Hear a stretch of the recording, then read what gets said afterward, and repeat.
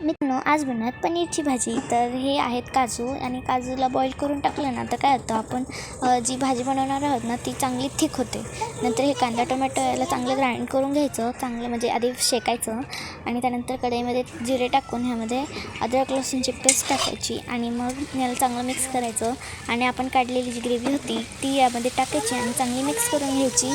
आणि मग हळद आणि मग लाल तिखट, मिरची पावडर, तेजपत्ता टाकायचा आणि इकडे पनीरही चांगलं फ्राय करून घेतलं आहे. त्यामध्ये इकडं पाणी टाकायचं आणि त्यानंतर मग आपण जे इकडं फ्राय केलेलं पनीर होतं ते पनीरसुद्धा मग ह्यामध्ये टाकून घ्यायचं. आणि मग हे तुटतील त्यामुळं मग याला हलक्या हाताने चांगलं थोडंसं मिक्स करायचं आणि त्यानंतर मग हे जे काजू आपण बॉईल केले त्याला मग चांगलं मिक्सरमधून ग्राइंड करून घ्यायचं आणि ते मग ह्या भाजीमध्ये टाकायचं आणि मिक्स करायचं. वरनं पनीर मसाला टाकायचा आणि मग कोथिंबीर टाकायची, मीठ टाकायचं चवीनुसार आणि त्यानंतर मग आपली ही भाजी झाली रेडी. आजचा मेनू होता पनीर, भात आणि पुऱ्या.